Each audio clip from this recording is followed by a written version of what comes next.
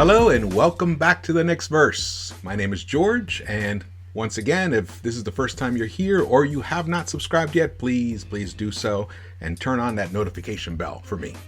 Much appreciated. And of course, the thumbs ups. Love the thumbs ups. All right, well, there's been a tiny little interesting development since I actually started this video doing the research for it, which is basically, what are we going to do next season? What are we going to do at our center position? You know, Mitch, he was the starting center, got hurt. Nerlens took over, and defensively, Nerlens has been fantastic. I mean, his stocks are going way up. I mean, he's number 2 in the league right now in blocks. He gets a lot of steals. The man has been defensively, he's been everything we could have hoped for, with Mitch, of course, going down, which is a terrible thing. And also, if you've watched the video that I dropped recently, which was basically about Derrick Rose and his effect on everybody, you'll see that there is something called the Rose effect, where everybody benefits when Rose is on the court or Rose is on the team. The problem is the one guy who didn't benefit was Mitchell Robinson, because his injury coincided, basically they overlapped only about 6 games. And Mitch never shared a possession with Derrick on the court. So he never got to get the impact of the Rose effect. So let's go to this tweet that popped out the other day. Actually, it was yesterday. Mike Workanoff of The Athletic, he tweeted that Mitchell Robinson's broken foot is healing as planned, Thibodeau says. And when he was asked, could he be back at the end of the Knicks season, of this season, Thib said, I don't want to put any timetable on it because, to be honest, I don't know. We don't want to take any chances with it. So we're going to be very patient. But this brings up an interesting dilemma. You know, what to do if Mitch does come back this season? Well, you know what? I'm not going to speculate much on that because, like Thib said, basically it's dependent upon whether he actually comes back or not, whether he heals properly, and they don't want to take any risks, and I don't blame them, because Mitch is an asset. He is a very valuable asset, and we don't want to risk messing with that asset. And we currently have Nerlens, who's playing basically up to the level that Mitch was playing before he got hurt. So, you know, why risk it at this point? Though, if he does heal properly, then I say, let's go for it. Bring them back, especially for the playoffs. Because, you know, when we start banging against those big boys like the Sixers and the Nets, if we get to the second round, which I hope so, and even, you know, with guys like Atlanta in the first round, if that's still our opponent, Mitch could really be beneficial. All right, so let's go to a little head-to-head comparison of Mitch and Nerlens this season. So Nerlens, he's averaging 5.1 points, 6.5 rebounds, and almost an assist. His player impact estimate was 8.4. Mitch, 8.3 points, 8.1 rebounds. His pie is 10.4. You can see much more. And Mitch is only 21 years old. So Mitch is 6 years younger than Nerlens. 6 years. That's dramatic. All right, so here we have side-by-side statistics here. So Mitch is on the left, Nerlens on the right. So you can see Nerlens is leading with the free throws, which is good, 70%. That's one thing Mitch has really got to work on. His assists are a little bit higher. The blocks, definitely higher. He's actually third in the season overall in the NBA, not second, like I said earlier. His steals are up, they're the same, but look at the points. The side-by-side comparison between the two is pretty dramatic. So you can see that Mitch was having a better season overall than Nerlens, but Nerlens' defensive impact has been the key. So to get into that, let's go to the Raptor Score 38 site. We're going to use their player rating system, which they call Raptor. This is from 538, and I've used it before. You guys have seen this. So here we go. I have selected the 2019 and 2020 seasons, and 2020 and 2021 seasons here. This is the grid. This area is where you want to be. This area means you're a good defender, but weak offensive, and this is weak offensively and defense, and this is good offense, weak defense. So here last season, you could see Bobby Portis was down here, even though people think, oh, wow, he's a really good offensive player, but not really. I mean, yes, he is, but he wasn't for the Knicks necessarily last season. Wasn't efficient. And here Taj, okay, challenged offensively, but we know he's a good defender. So you can see how he's getting closer to this line. This is the line you want to be for a good defender. This is Mitch. This was Mitch this season. So he was a minus 2.2 offensive Raptor, but a plus 2.1. Right above is Nerlens with a plus 2.6, but with a minus 2.1 offensive. So offensively, they were really similar. Defensively this season, Nerlens is having a better season. Somewhat better. Here's Taj up here. Taj is he's been fantastic. He really has, and that could be the Thibodeau effect. All right, but let's look at last season Mitch. Look at him. 1.3 offensive Raptor and 1.7 defensive Raptor. Now his defense actually went up this season. You can see, which I call it the Thibodeau effect. But his offensive Raptor was much higher last season than this season. Can you imagine if he played with Derrick Rose, where he would be? Here they are, the comparisons now. This is the comparison chart. So you can see the wins above replacement, 4.1 for Mitch last season. This season, Nerlens having a great season, 2.2. Even with the benefit of being able to have floor time with Derrick Rose, his WAR is still lower than last season's score was for Mitch. So this tells me that Mitchell Robinson is the Knicks center of the future. Now, what's awesome is having Nerlens, who could still develop his offensive game as well, somewhat, a little bit, to kind of get closer to the center line here. Nerlens, he's been spectacular. He's excellent. He's almost like he's like a Mitch, the B version of the B. Let's say the B plus version of Mitch, which is awesome for a backup.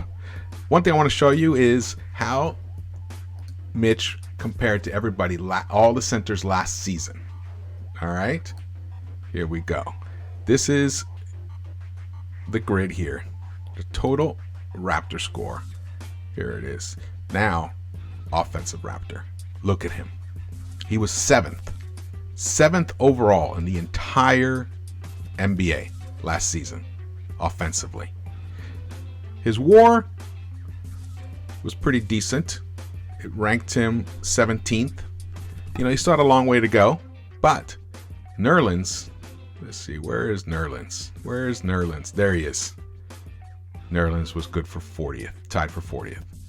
So really the debate of who should start when Mitch is healthy again is over, and it should be Mitchell Robinson because he is the Knick with the most potential.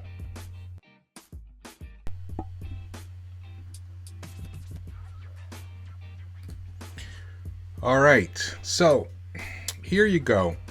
Oh wait, sorry. So as you can see, I didn't show the WAR for Mitch for this season because that's predicated on how many games you play, how many minutes you play. So it wouldn't be a fair comparison side by side.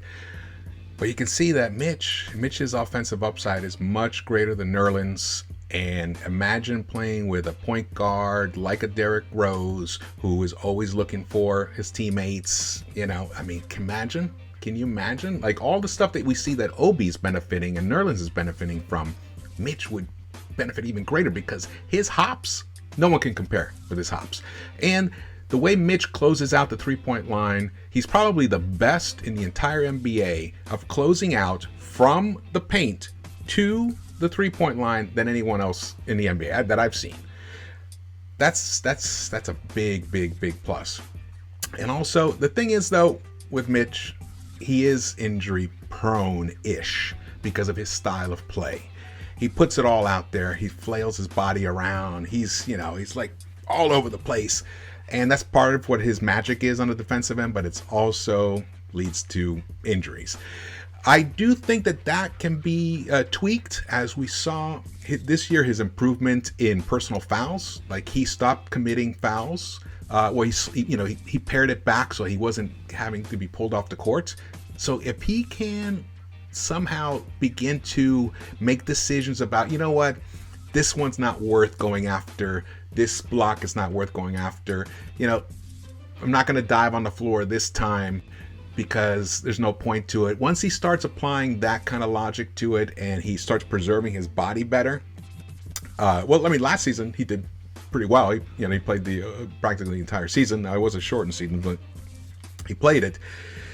Now, the contract situation, that's a situation. What should the Knicks do? I'm not going to speculate too much on that, but I think there is a happy middle ground. And here's the happy middle ground. Let's go to this thing here. The happy middle ground here is we re-sign. Well, basically, we don't have to do much with Mitch right now, but it would be nice to work out a deal where we get a discount because of the injury situation. And, I'm sure Mitch is, he's been working on that ridiculous contract that he got because he was a second round pick. So he could probably really use a good boost earnings wise. Who couldn't? Who wouldn't? So maybe they can sign him for a 2+1 or a 3 and they get him at a discount. And then with Nerlens, we got to bring him back as well. Because like I said before, Nerlens is like the B+ version of Mitch. And so when one's off the court and you bring the other one on, it's almost like you don't lose anything. Don't lose anything at all. And then, of course, with these guys, these tall, lanky guys, they do get hurt. So then you have one as the backup.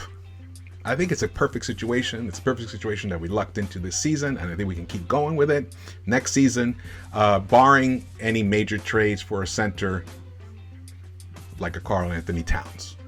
That's the one guy. But I'm not going to get too deep into that. Nerlens, he might cost us something. He's only $5 million a year this season. And then remember when he turned down that 4-year, $70 million contract for Dallas? I think that was it. That was a big mistake on his part. So he might be thinking, you know what, I'm going to capitalize in this offseason and try to get as big a contract as I possibly can. So he might be a problem to try and hold on to. But at the same time, he's benefited tremendously by playing for Thibs. This team is on the rise, and then who knows what the postseason will bring. The success there, he may want to stick around. So there might be a price in there. Maybe he signs again for maybe it's a 1+1, and maybe he signs for 1 year for $12 million.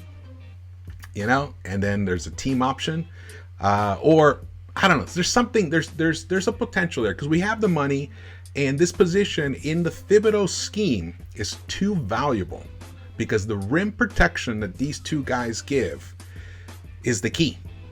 Has been the key for the anchor of the defense. So I think we got to hold on to both of them. Must hold on to both of them, especially when Nerlens is the way he's been playing. And the other thing is to factor in. And this is much more so in baseball, where you don't want your rivals to end up with a player that can hurt you. And that's what Nerlens could be.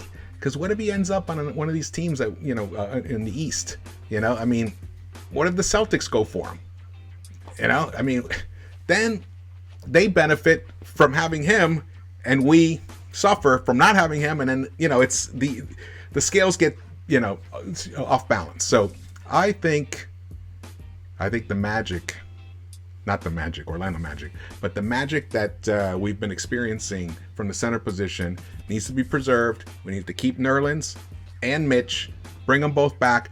But there's no doubt that Mitch Robinson should be the starting center.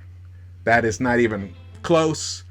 He is the starting center of this team. And we've all seen those videos of him shooting the 3-pointers. I think he should start doing that. I hope that he works on it all summer long. And he should be committed 100% to incorporating the 3-point shot into his arsenal for next season. Alrighty. Well, thank you so much. Thank you so much for watching this video. And if you haven't subscribed yet, please do so and hit that thumbs up for me. And I'll see you around the Knicks-Verse.